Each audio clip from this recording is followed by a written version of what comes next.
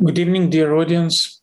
I'm happy to introduce Mr. Charpentier,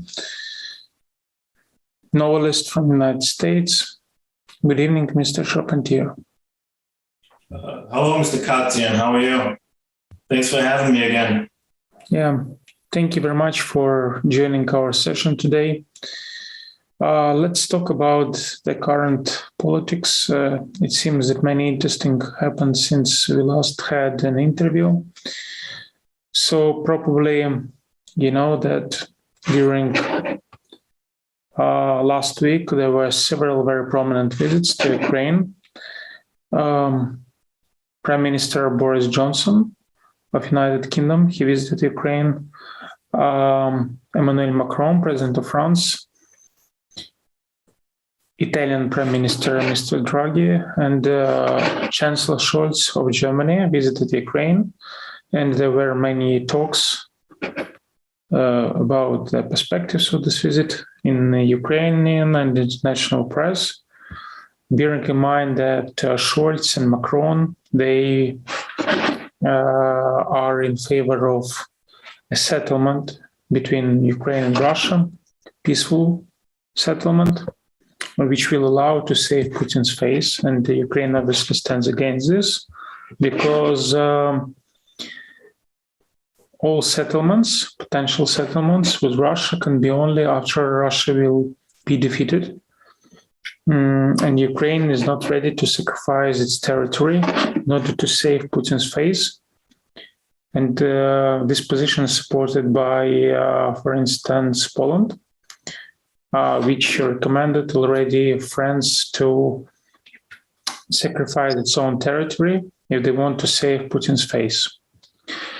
So what is your estimation of the visit? Can we say now that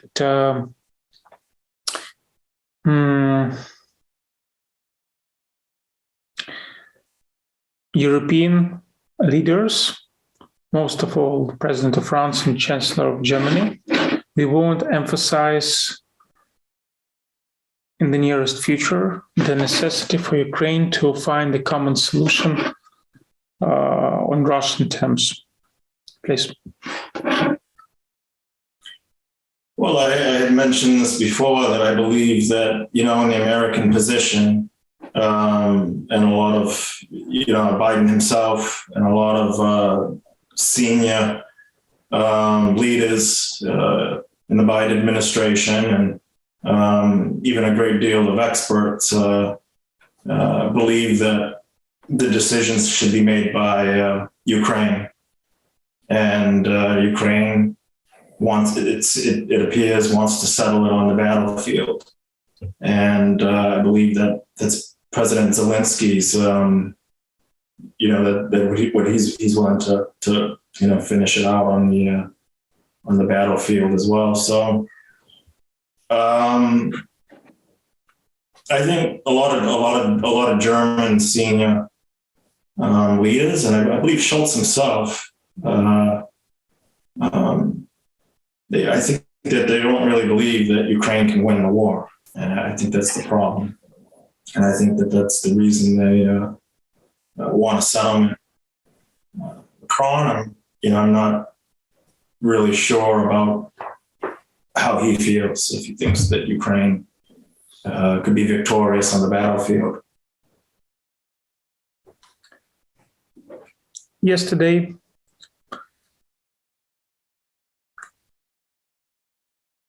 International Economic Forum in St. Petersburg started, and this economic forum actually is interesting from different sides. First of all, we saw Putin, who seems to be alive, and obviously it's funny that international press, American press, European press, even Ukrainian press, they published news that Putin passed away numerous times, and each time this is fake news. So this is interesting if you're talking about the quality of news. And secondly, what we saw during this forum that there were no international leaders except President of Kazakhstan who participated in this event. And even President of Kazakhstan, Mr. Tokayev, who is a senior diplomat, who was a senior diplomat in his country back in the 90s, he refused to acknowledge an occupation by Russians of Ukrainian territories. So he refused to say this. He refused to acknowledge this. And it was a very good slap into Putin's face because they were in the same panel. There are some experts who say that Tokayev's decision to participate in this event and to act very brutally towards Putin can be treated not as a Kazakh point of view, basically, but Chinese point of view, because China has a strong influence in Kazakhstan, and China safeguards Kazakhstan, obviously. And by this step, China, some experts say, wants to show Putin that there is no rapprochement between Russia and China. China plays its own game. And Putin's dream to establish a premium partnership with China basically is a fake, because China doesn't want to deal with Putin, and that's why China does not acknowledge Russian invasion into Ukraine. And Kazakh leader actually declared this, what China and Mr. Xi hesitates to say publicly. What do you think about this? Can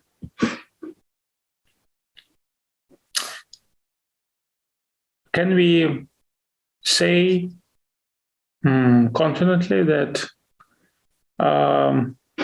this behavior, which was demonstrated by the leader of Kazakhstan, is actually the sign which was sent by Chinese government to Russian government, and is a kind of a slap into the face? It's quite possible, because that's the way the Chinese government operates. And even Chinese people and Chinese behavior sort of, operates in that way. Unlike the way a lot of, Westerners work, I think that China really wants to distance itself from Russia, because I think that it's, China's afraid that the West will sanction China as well. And I think that, my country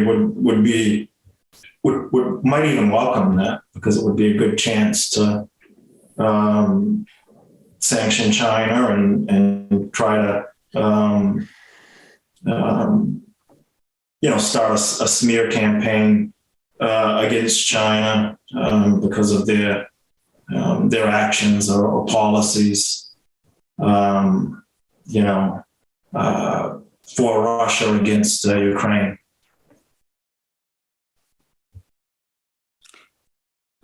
But I think that now is the time for the West to try to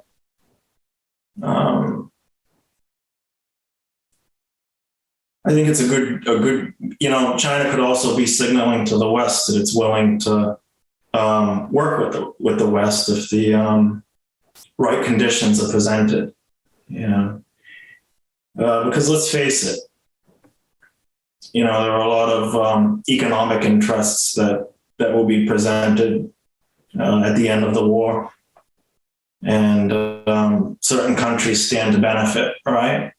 And I think that China is wondering, China wants to be part of that reconstruction effort too, and part of the plan after the war, once Ukraine's victorious.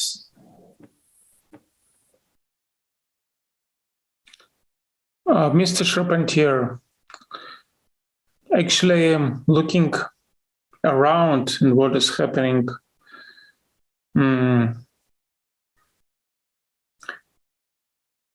Ukraine received a positive decision from European Commission, and we hope that next week at the European Council meeting, Ukraine will be officially assigned candidate status, which is very symbolic for Ukraine, because Ukrainians, they are dying with EU flags, and Ukrainians deserve to be part of European Union, to be members in the European Union. This is important for Ukrainians. And it is very symbolic that France and Germany, which are two main pillars of European Union, they support Ukraine in terms of candidate status.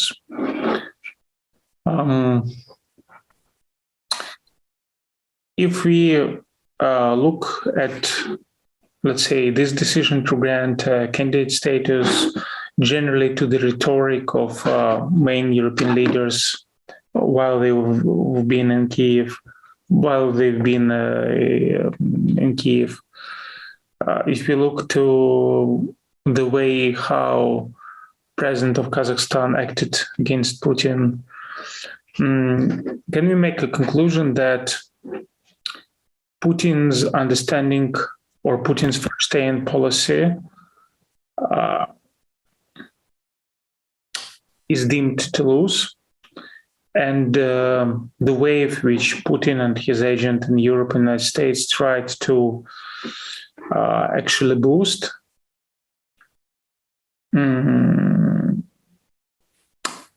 was unsuccessful, and now again Ukraine gain a total support from West, United States, Europe, etc.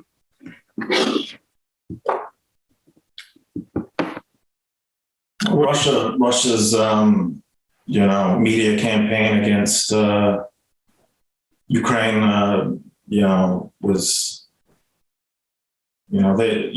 Russia lost a long time ago. I think that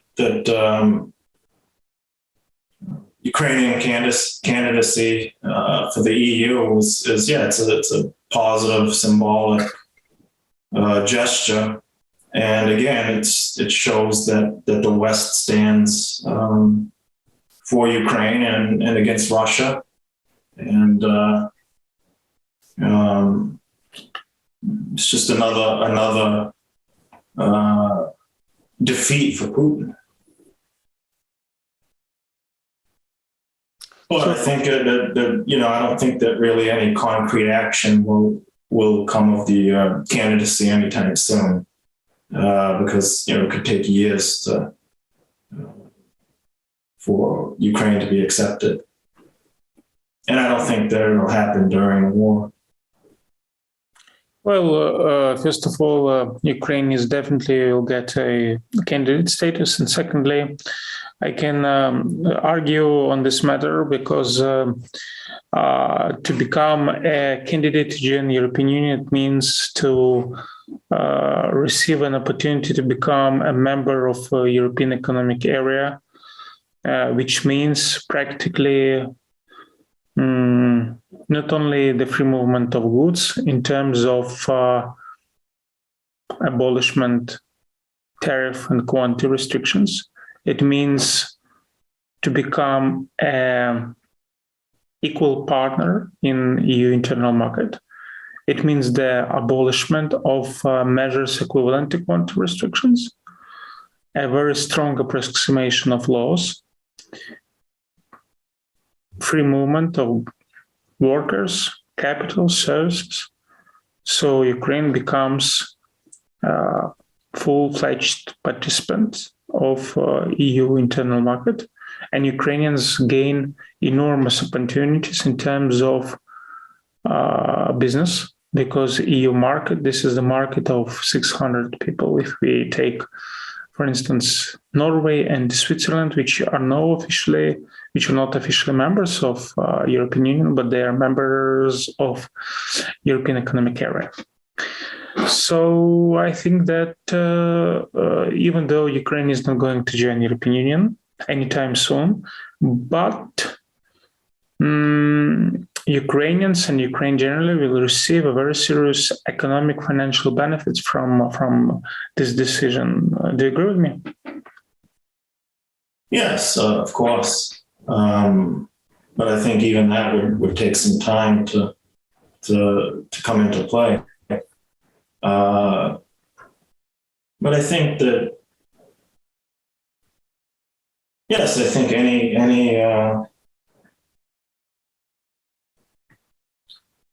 it really, I think it's also going to be, I think that it's really hard to tell what the Ukrainian economy is going to look like by the end of the war. And so I think to talk about really integrating the EU with the Ukrainian economy, I just don't think that really sounds realistic at this time. Thank you very much, Mr. Charpentier, for this interview. As always, appreciate your time and efforts. Thank you, dear audience, for watching us, the Media Informed broadcast. Thank you very much.